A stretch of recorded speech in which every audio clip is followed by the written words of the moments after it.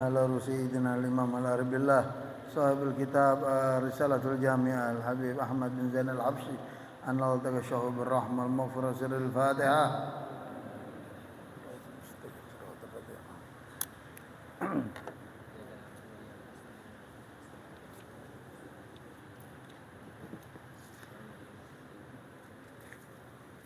Bismillahirrahmanirrahim. Assalamualaikum warahmatullahi wabarakatuh. Alhamdulillah. Wassalatu wassalamu ala sayyidina Rasulillah wa ala alihi wa ashabihi wa man wala. Wala hawla wala quwata illa billahil aliyyil azim. Subhanaka la ilma lana illa ma 'allamtana innaka antal alimul hakim. Ikhwani rahimakumullah, jamaah kajian daripada Masjid Jami' Al-Badriyah pada malam hari ini, kehadiran kita semata tidak lain dan tidak bukan hanya mengharapkan keridhaan daripada Allah dan kelak syafaat dari Nabi kita Muhammad sallallahu alaihi wasallam. Ya. Khususnya di sini yang saya muliakan para orang tua, ada Haji Guntur, ada Haji Makmur, begitu juga Ustaz Zainal, Haji Mul dan yang lainnya. Ya, tanpa terkecuali, insyaallah kehadiran kita di sini bisa memberikan manfaat untuk pribadi kita secara khusus, umumnya untuk orang banyak. Amin ya rabbal alamin. Kita lanjut kajian kita. Kemarin kita sudah bahas, ya. Ustadz Iskandar kemarin nggak ada nih, dengan yang di sebelahnya juga nih Ustadz. Ya. Jadi kalau yang ngajinya rutin begitu nggak ada, saya hafal itu. Ya. Nah di sini kemarin sudah kita bahas masalah syarat-syaratnya sholat. Jadi syarat itu harus ada sebelum perbuatan. Seperti kita mau pergi keluar kota, kita mau pergi ke keluar kota, mau pakai mobil. Ya, syaratnya bagaimana? Di antaranya itu mobil harus sehat. Periksa dulu itu mobil. Remnya belum apa enggak? Ada ban serep apa enggak? Olinya benar enggak? Bensinnya bagaimana? Harus kita cek. Karena kenapa? Syarat untuk kita bisa sampai keluar kota, ke Bandung, naik mobil. Jadi syarat yang utama apa? Ya mobilnya kita sehatin dulu. Begitu juga syarat kita menghadap Allah, sholat. Sholat itu apa sih Pak? As-silah ma bainal abdu war rabb. Sholat itu hubungan antara hamba dengan Allah sang pencipta. Itu sholat. Nah jadi syaratnya kita menghadap Allah, ya harus kita rapikan dulu itu. Nah ini kita lagi membahas perapian kita menghadap Allah sekarang. Itu syaratnya. Itu sudah kita bahas. Kemarin adalah ma'rifatu duhulul wakti, biyakin. Saya ulang saja dengan singkat. Syarat sholat itu diantaranya harus masuk waktu dengan yakin. Ya, kalau kita nggak bisa yakin dengan ijtihad, ya, ijtihad itu bazlul majhud fi tahsilil maksud. Ijtihad itu keyakinan kita, condong kita kepada satu hal yang menimbulkan keyakinan kita. Itu ijtihad. Au ghalabati dzan, atau dengan sangkaan kita. Nah, itu boleh juga dikatakan di situ dengan suara apa namanya? Dik. Di sini disebutkan suara dik, ya. Suara apa namanya? Ayam kukuruyuk. Ya, dik. Atau juga bisa kita tahu dengan jam atau dengan apa gitu kan, atau dengan yang sejenisnya, atau kompas atau apa, ada tanda yang mengetahui ini sudah masuk waktu, itu boleh, nggak ada masalah. Itu sudah kita bahas dengan panjang lebar. Nah, kemudian dikatakan fa in shalla ma'asyak lam tasih sholatuhu. Kalau orang dia sholat dengan keraguan, maksudnya keraguan itu apa? Nggak ada yakin, nggak ada ijtihad, nggak ada condong, lam tasih sholatuhu, sholatnya dia nggak sah. Jadi itu menghadap Allah harus adanya keyakinan. Kalau kita ngadep Allah nggak ada keyakinan, bagaimana? Ya, udahan kita hanya perbuatan doang. Ya, sholat itu agwalun wa af'alun, ya, ucapan, perbuatan, ya, yang dimulai dengan takbir, yang diakhiri wa muhtatimatun bitaslim, yang diakhirkan dengan salam. Itu kan hanya ucapan perbuatan kita. Nah, tapi di situ syaratnya harus kita ketahui, di antara syaratnya adalah yakin. Kemudian wa istaratu aidan ma'rifatul qiblah, harus tahu masuknya waktu. Jadi kalau ada orang sok-sokan sholat misalnya, udah sholat ngadep mana aja dah. Wah, ini majedub, bukan majedub, gila. Jadi kalau urusan syariat nggak ada cerita majedub, nggak ada. Nggak ada. Orang mau dia imamahnya gede kayak ban truk, tahu imamah? Imamahnya gede kayak ban truk. Sorbannya berlapis-lapis, pakai jubah 3 biji. Kalau udah melanggar aturan syariat, udah nggak bisa itu. Nggak bisa. Karena syariat itu ada aturannya. Ada gawaidnya gitu loh. Wah, Habib itu wali, Habib. Sholat boleh ngadep mana aja. Ya, itu bukannya wali, itu gila. Lalu alasannya dia bilang begini, Habib, Allah ada di mana-mana. Pertanyaannya, Allah ada di mana-mana. Pertanyaan ini mudah. Ente tahu gak di mana wujudnya Allah sekarang ini? Jangan lagi bicara wujudnya Allah. Napas yang ente keluarin bisa gak ente lihat? Napas yang kita keluarin, napas bisa gak kita lihat? Boro-boro wujudnya Allah kita mau lihat. Napas yang kita keluarin aja kita gak bisa lihat. Ya. Kemudian wajibu satrul aurah. Ya. Kemudian wajib juga menutup aurat. Aurat itu di sini kemarin nggak begitu panjang kita bahas karena waktunya, ya. Yang dikatakan penutup aurat itu adalah indal gutrata wa in kana khalian fi dzulmatin. Wajib dia tutup aurat semampu dia, walaupun posisi dia sendiri dalam keadaan gelap gulita. Dulu sempat di Jakarta nih rame. Ada Islam namanya, mungkin orang tua tahu ya, Haji Guntur, kalau nggak salah itu namanya Islam takekok, apa saya nggak tahu lah. Islam takekok itu. Ya dulu hampir kena juga itu. Binyamin S itu hampir kena juga, tapi ketarik lagi. Itu sempat rame dulu. Tahun berapa saya nggak menceritanya aja. Nah, jadi ini paham-paham yang sesat begini tuh bahaya. Nah, jadi kita wajib menutup aurat kita walaupun kita sendiri gelap lagi. Gitu. Nanti ada pembahasannya. Kalau baju kita mutanajis, Beb. Ya, yang kita pakai najis. Lalu kita ini gelap gulita. Bagaimana kita sholat? Itu ada pembahasannya. Bukan dalam keadaan darurat. Kalau tidak dalam keadaan darurat ya jangan. Itu di rumah, di kamar gelap, lampu inti matiin. Sholat telanjang bulat inti. Bagaimana? Ya. Nah itu kan bukan darurat ente. Ya. Nah itu otong gondal gandul. Kalau bukan darurat ya repot. Kalau dalam keadaan darurat jangan cerita. Kalau indah darurat yubahul mahdurat. Itu gaedah fiqhiyah. Nah, dikatakan di sini di syarahnya kita lihat halaman 21 Ustaz Iskandar yang megang kitabnya. Dikatakan wa yamna idrak launul basyara wa in lam yamna. Jadi yang dikatakan aurat itu adalah yang menutupi warna kulit tertutupi. Kemudian body dia. Body. Kalau orang pakai celana macet sampai pantatnya berceplak-ceplak betis, itu bukan aurat sudah. Bukan. Itu. Kadang ada, Beb, itu gimana hukumnya, Beb? Istrinya Ustadz senam. Pakai celana legging macet banget, bagaimana? Ada yang nanya sama saya, bukan Ustadz sini, bukan.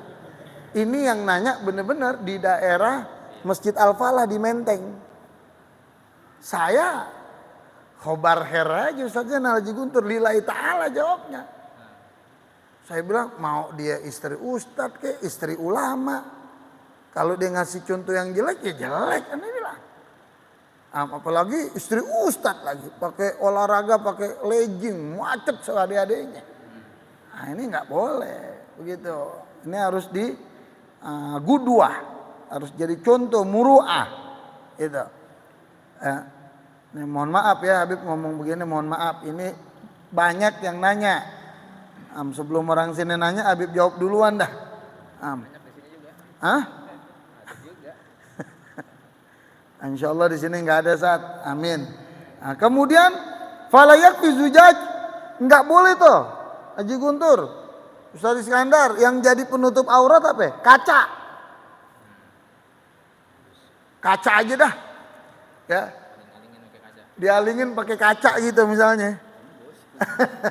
Itu bukan menutup aurat itu. Atau juga apa? Pakai air. Pakai air, misalnya dia nyelam gitu, nyelam atau di mana? Ya ini dalam hukum misalnya. Badannya semua nyelam dalam air atau dia sholat dalam air misalnya. Sedada atau air. Ya, gimana itu? Apakah aurat itu yang itu ketutup? Enggak, itu enggak menjadikan nutup aurat. Air kelihatan auratnya deh. Ya, jangan lagi air bening, genjong, air butak aja tahu ikan di mana ditembak sama dia, apalagi yang bening. Ya, cuman mesen ikan belum sampai Ustaz Zainal nih. Ya. Kemudian, ya, wasaubun ragik atau baju yang tipis. Apa itu baju yang tipis kayak orang dulu kebaya apa ya? Bukan kebaya kan tipis tuh. Nah ini aneh pesen ya. Ini orang dulu ya. Ya saya ngalamin nenek saya. Apa namanya? Berukat apa nenek saya ya.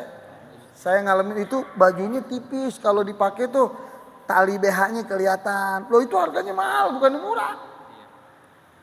Nah, itu kalau dipakai enggak nutupin aurat. Nah, saya kasih pengalaman saya nih. Waktu saya punya nenek, baik dari nenek saya dan mertua saya meninggal, saya bilang sama orang tua saya, sama mertua saya, tolong baju-baju yang begitu tuh, yang tembus begitu, berukat apa-apa itu jangan dikasih orang. Mendingan dibakar aja atau dipendam di tanah. Kenapa? Jangan, kalau dikasih orang nanti dipakai jadi dosa, auratnya kebuka. Nah, jadi itu pesan Habib, kalau nenek kita, orang tua kita, orang dulu kan fanatik banget pakai gituan tuh. Ya kalau kita bisa bilangin pelan-pelan, pakai dalaman pakein, kalau enggak juga ini. Ya yang penting kalau udah enggak ada umur itu jangan dikasih lagi. Masa kita mewariskan yang dosa? Jangan dong. Itu. Kemudian juga li'annal maksud as-satr la yahsul bihi. Karena yang saya sebutkan tadi itu enggak termasuk penutup aurat, enggak dapat untuk nutupin aurat. Enggak dapat. Nah, kalau bolong bagaimana, Beb? Celana bolong. Nah, ini enggak ada di kitab nih. Kalau bolongnya misalnya kena abu rokok, apa namanya, bara rokok, kan ada begitu tuh. Ya. Nah, jarak 1 meter, kalau duduk nih jarak 1 meter, itu yang bolong tuh warna kulitnya tuh nggak kelihatan. Itu sah penutup aurat. Tapi kalau warna kulitnya kelihatan, itu nggak sah. Beb, bolongnya halus banyak. Saya nggak bertanya bolongnya halus bagaimana kalau digabungin. Saya nggak nanya begitu. Kalau dikit-dikit digabungin kelihatan dong kulitnya namanya. Nah itu bocornya banyak, bolongnya banyak. Tapi jarak duduk semeter nggak kelihatan. Apakah itu sah? Dipakai sholat untuk penutup aurat sah. Itu loh, seperti darah. Darah, kalau darah sedikit, ya, itu tidak membatalkan sholat ente. Tapi yang dikatakan darah itu membatalkan sholat ente, ulama katakan, ya, yang dia la yu'fa, yang gak diampunin. Kalau darahnya itu banyak, hitungannya kalau kita duit logam cepean yang dulu. Duit cepean yang dulu. Kalau darah udah lebih dari duit cepean yang dulu, la yu'fa, itu gak diampuni. Itu ulama tuh sampai ke situ pembahasannya. Ya. Makanya ngaji kita fikih ini penting. Kadang yang kita kagak ada di benak kita, begitu. Ya kan? Kemudian yang berikutnya, ya. Bisa tirin tohirin mubahin. Ya, di sini dikatakan harus penutup itu yang tohir, suci, ya. Famutanajjis ta'adzur ghuslu kal adami wa mubtilul salah. Walau inda adami ghairi fa yusalli hina idzin ariyan wa la yada alaih. Nah, ini disebutin. Bagaimana Beb kalau bajunya mutanajis? Misalnya orang yang di penjara. Dia di penjara, ruangannya kayak di Nusa Kambangan, ruangannya kecil. Ya. Kamar mandi dia di situ, apa di situ, kotor pokoknya. Ya. Baju yang ada semuanya dalam keadaan dururut nih, mutanajis, terkena najis. Bagaimana Beb dalam keadaan ini? Dalam keadaan ini silakan ente sholat, ya, dengan gelap gulita ente sholat dengan gelap gulita, fa yusalli hina idzin ariyan wa la yada alaih. Maka enggak wajib qadha untuk ente. Karena kenapa? Posisi ente darurat. Beb, bagaimana kalau saya sholat lihurmatil waqt? Saya sholat untuk menghormati waktu saja. Pertanyaannya, ente sholat untuk menghormati waktu, apakah ente bisa lagi sholat nanti? Kan enggak, ente di penjara, darurat. Kalau darurat enggak apa-apa. Gelap, gulita, hati yang pengertian gelap bagaimana? Ente sendiri enggak lihat warna kulit ente, itu gelap. Ente sendiri enggak lihat tuh otong ente, itu gelap. Tapi kalau ente masih kebayang nih Beb, enggak gelap itu namanya. Enggak gelap. Gelap itu udah enggak kelihatan udah. Ya. Kemudian pembahasan kita yang sekarang nih, sebenarnya di sini panjang nih.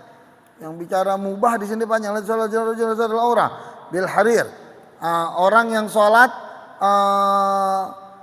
satirin tohirin mubah. Bagaimana hukumnya orang sholat menggunakan penutup auratnya dari harir, sutra. Wa in harama alaih indal gutri ala ghairi. Kalau orang menggunakan sutra, sholatnya dia sah, tapi hukumnya haram.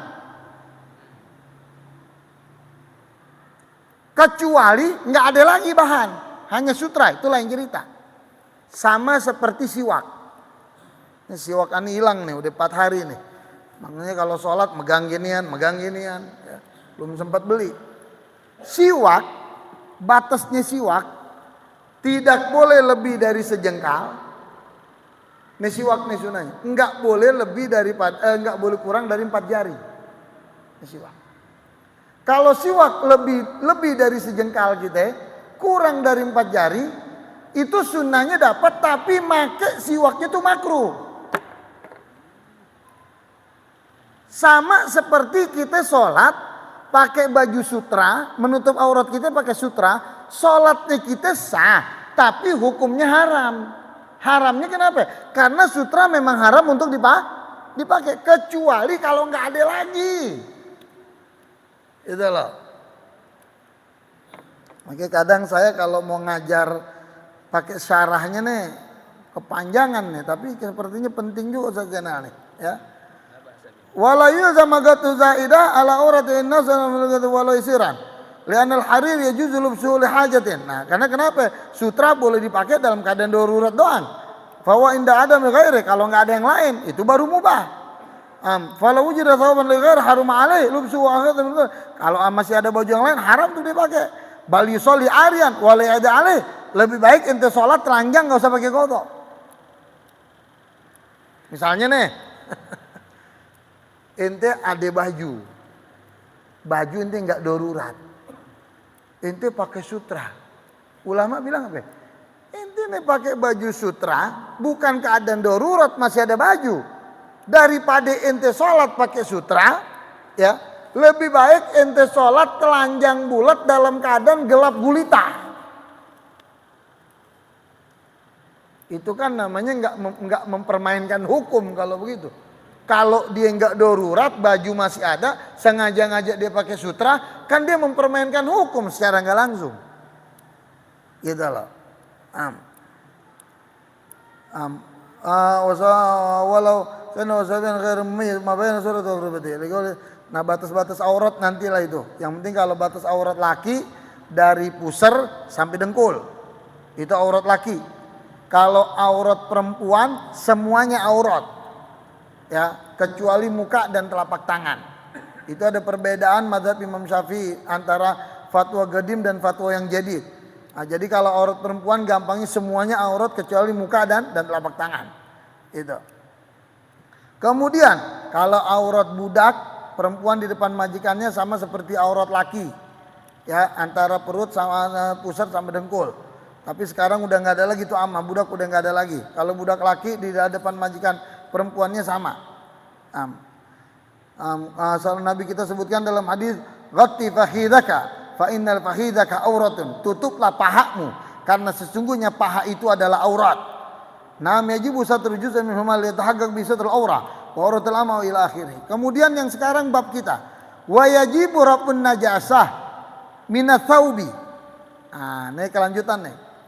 Wa yajibu rafun najasah, dan wajib kita singkirin najis. Jadi sebelum sholat itu najis kita bersihin dulu. Dari apa? Dari 3 ya. Minats tsaubi, dari baju kita, pakaian kita. Wal badani, dari badan kita. Wal makani, dari tempat. Nanti caranya saya kasih contoh dulu begini. Sebelum kita sholat harus kita pastikan tidak ada najis di 3. Baju nggak najis, badan kita nggak ada najis, nggak ada darah, nggak ada apa, nggak ada najis. Ya. Kemudian tempat-tempat tidak najis. Nah, yang dikatakan tempat begini. Coba saya singkirin dikit nih. Nih. Ya. Ini sejadah nih. Ini karena penting nih, begini nih. Ini sejadah, ya. Kalau baju yang kita pakai menutup aurat itu, badan kita seluruhnya itu. Tempat yang dikatakan tempat harus suci dari najis, tempat yang keinjek sholat sama kita, yang keinjek telapak kaki, yang kena dengkul kita, yang kena kedua telapak tangan kita, sama tempat sujud kita. Itu yang dibilang tempat. Jadi bukan semuanya sejadah ini tempat harus suci, enggak. Misalnya saya sholat nih, ya. Saya sholat, begitu saya sholat di sini ada tai cicak di situ tuh. Saya lihat, waduh, ada tai cicak di situ. Saya sholat. Kalau misalnya dia ada di situ, usahakan kita jangan kena dia sujud. Atau kalau ada di anggota dengkul kita, ya kita geser aja sedikit. Yang dikatakan tempat yang kena posisi kita sholat, itu tempat. Tapi kalau najis adanya di ujung, najis adanya di pojokan sini, di ujung nih najis. Ya. Kita sholat. Najis itu bergerak dengan gerakan kita nih. Batal sholat kita. Najis di ujung tuh. Kita sholat gerak tuh. Batal sholat kita. Ya, jadi yang dikatakan tempat, yang tempat kita sholat kita itu.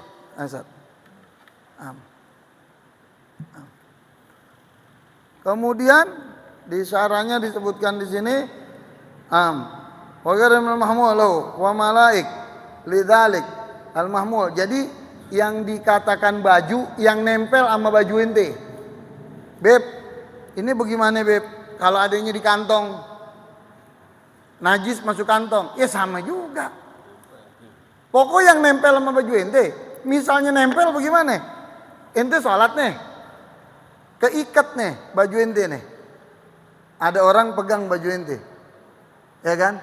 Sedangkan nih orang najis misalnya. Saya kasih contoh, dia misalnya bukan muslim, ya, dan dia sudah balik. Arti kan kalau orang yang bukan muslim, dia itu ini kan najis, ya kan? Nah begitu ente sholat kepegang, ente nggak sah. Atau misalnya ente sholat nempel sama tali, talinya tuh nempel di kebo. Ente sholat nih, ente ikat nih baju ente sama kebo. Kalau tuh tali nggak bergerak, ya kan, aman-aman aja, tidak membatalkan. Karena kenapa? Yang membatalkan itu adalah tali itu bergerak dengan gerakan ente. Pertanyaannya, kalau tak baju ente nempel sama tali yang talinya tuh najis, terus nempel ke kebo kan najis, dia berak dia apa badannya, kan nempel. Nah, jadi ulama kasih contoh ke situ. Jadi yang ente bawa sama yang pokoknya baju dah, yang bawa yang nempel itu najis sudah. Harus bersih dari najis, nggak boleh. Kemudian badan, yang dikatakan badan adalah dakhilul fam wal anf wal ain. Termasuk ya, yang dikatakan badan suci adalah dakhilul fam, mulut kita. Dalam mulut tuh mesti bersih. Ente mulut ada najis, ente sholat nggak sah. Kemudian lagi hidung. Ente sholat mimisan hidung ente ini. Nah, nggak boleh. Atau apa? Mata harus bersih. Nggak boleh. Nah, jadi bukan dikatakan yang dohirnya, kalau mulut, dalamnya, hidung, mata, begitu juga. Wal makan, tempat. Disebutin di sana. Alladzi yusalli fihi, yang ente pakai untuk pijakan salat ente. Liqauli sallallahu alaihi wasallam, sebagaimana Nabi sebutkan, tanazzahu minal baul. Ya.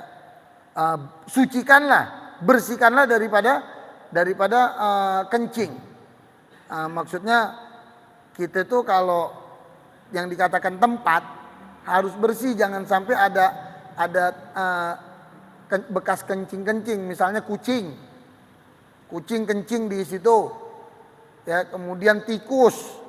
Apa kan orang sekarang Pak, mohon maaf ya, kalau masjid ini mah keurus, alhamdulillah, ya kan, ya kurang dikit deh, wajar ya kan, begitu bisa diperbaiki. Ada masjid musola nggak keurusan, begitu kita sholat di tempat imam, banyak bulu kucing, bau kencing kucing lagi. Itu pernah, biasanya kalau kita lagi musafir kemana, kita sholat di tempat, bulu kucing banyak, bau. Nah itu kalau kencingnya kucing di situ, nah nggak asah, gitu loh. Masya Allah, apalagi ada sarang, ya, kebersihan, sarang gonggo, apa, ya nggak ada urusan sama kita sholat.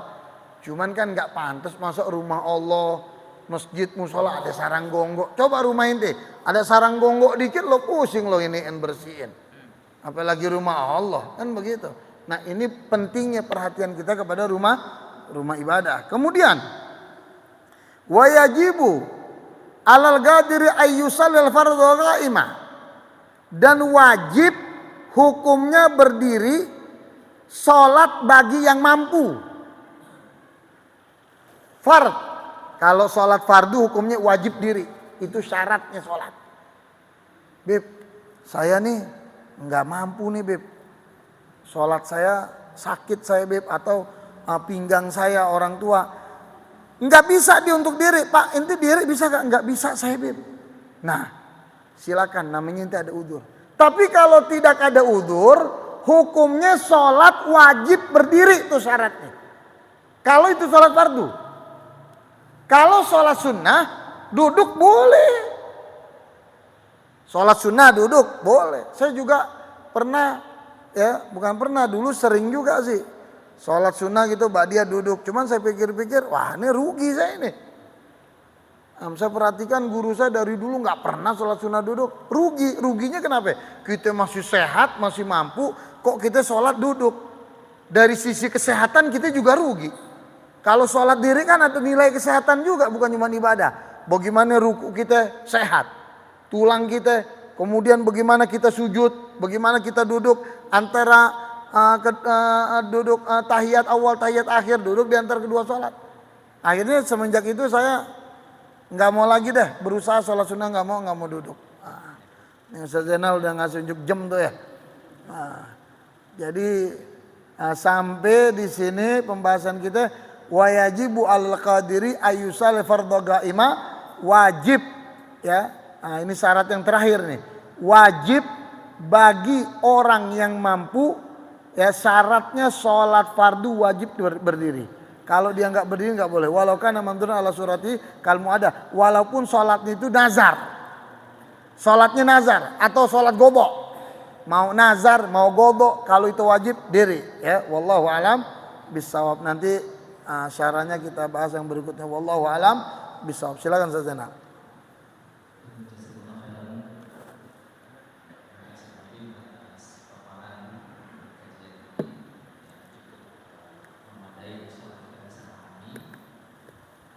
Sebelum saya tawarkan ke jamaah, saya lebih awal izin bertanya Boleh silakan. tentang anak-anak yang belum dihitan ya. Kalau dia ikut berjamaah, kan dia kamalatun najasah ya, mengandung najis.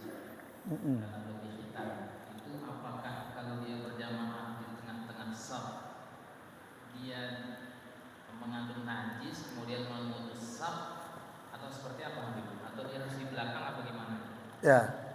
Ini pertanyaan bagus nih. Sebenarnya saya tadi mau bahas tapi kelupaan.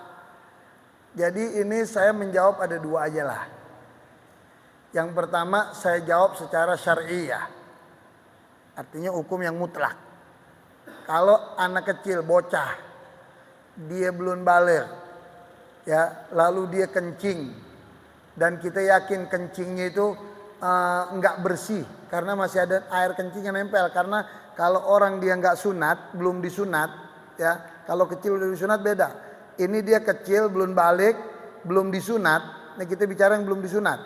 Itu biasanya kotoran kencing itu masih sisa di dalam kulit.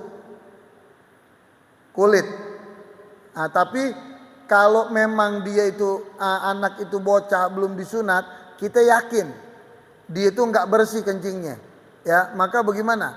Kalau dia sholat nempel sama kita, sholat kita nggak sah. Karena termasuk najis. Ini dari sisi hukum saya yang keras, ya. Tapi saya punya pendapat begini, ya.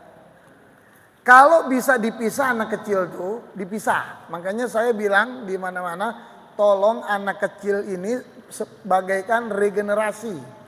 Jangan anak kecil dimusuhin. Kok anak kecil dimusuhin di masjid, di musola? Jangan. Dulu di tempat saya ngajar anak kecil dimusuhin. Saya bilang jangan dimusuhin. Biarin dia baca selawat rame-rame sebelum maghrib adzan, habis baca selawat asgilin. Jangan dimusuhin. Nanti ditertipin sholatnya di sop keempat. Dia turu-turu dia di belakang. Jangan dimusuhin. Itu kalau bisa begitu bagus. Tapi kalau nggak bisa juga Beb, misalnya. Kadang anak kita sendiri. Bagaimana Beb? Dia belum sunat. Ya, kita kan tadi saya bilang pertama, kalau kita yakin dia memang ceboknya nggak bersih ya batal. Tapi kita husnudzon aja dah sama orang tuanya. Nah, ini kayaknya sholatnya dibersihin sama orang tuanya, dia betul-betul sampai bersih, sampai dikelet begitu. Nah, arti kalau kita masuk ke bab husnudzon, bab prasangka baik, yang nggak ada masalah. Itu. Begini Ustaz Zainal jawabannya.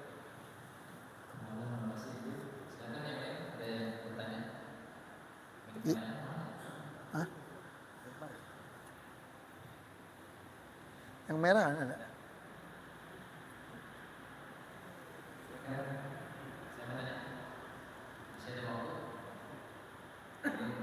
Tommy mau nanya Tommy tuh. Kemarin nggak ngaji dia. Salam dulu.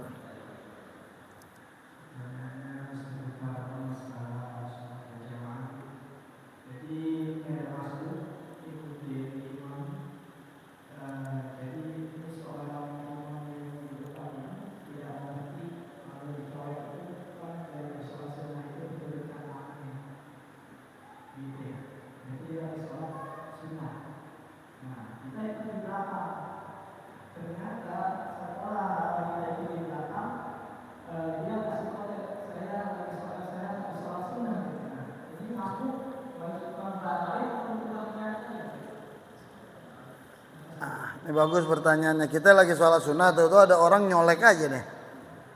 Ya kan, udah dikasih kode begini, nggak ngerti. Dia tetap ikut berjamaah. Bagaimana dia jadi makmum kita? Sedangkan kita sholat sunnah di sholat wajib. Sedangkan syaratnya sholat itu ayyatawafaqa. Harus ada kesamaan antara sholatnya, duhur sama duhur, asar sama asar. Apalagi ini sholat sunnah. Nah jadi kalau itu sudah kasih kode sama diri nggak ngerti, lalu bagaimana? Apakah kita bilang tadi saya sholat sunnah, inti batalinnya sholat? Nggak boleh batalin sholat. Udah sholatnya sah nggak ada masalah. Cuman dia nggak dapat fadilah jamaah doang. Fadilah jamaah dia nggak dapat. Karena membatalkan sholat wajib hukumnya haram, apapun ceritanya. Sholat wajib itu gempa nih, imam lagi sholat di masjid, Allahu Akbar, gempa, godek kenceng goyang, imam kabur, ya. Imam, tapi imannya di mana itu imam? Nggak boleh membatalkan sholat, ceritanya mau apapun halangannya haram. Kalau sholat sunnah boleh dibatalin. Misalnya waktu ente sholat sunnah, ente baca tahiyat, Assalamualaikum, dijawab oleh Rasulullah. Itu nggak apa-apa ente batalin sholat ente. Ente jawab lagi salamnya Rasulullah. Atau ente misalnya lagi jagain ibu bapak ente sakit, sholat sunnah, ibu bapak ente manggil, mat, batalin sholat ente, paranin ibu ente. Atau ente lagi sholat sunnah nih, lihat anak kecil yang belum balik, dia bocah, ada bahaya, misalnya dia ular dia mau pegang, ente lagi sholat, batalin sholat ente. Atau lagi nyerempet di pinggir mau ke jalan, dia batalin. Atau mau jebur sumur, ya batalin. Kalau sholat sunnah boleh, wajib nggak boleh sama sekali. Ya.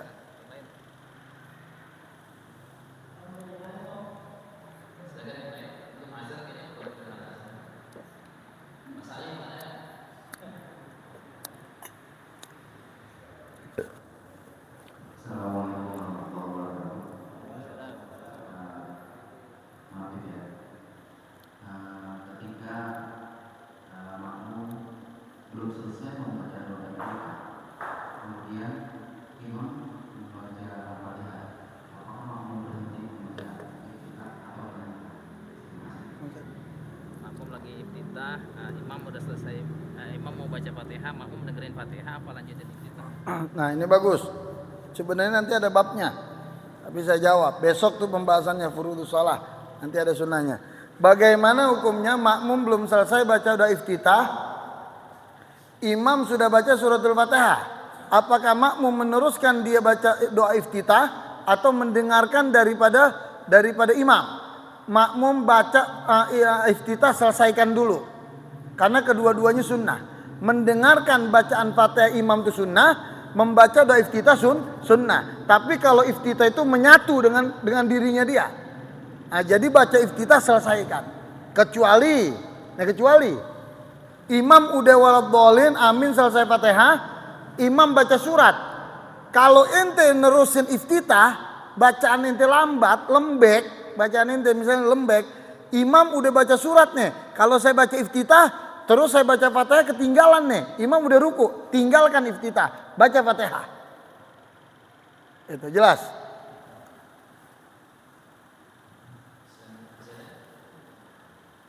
Haji mau nanya.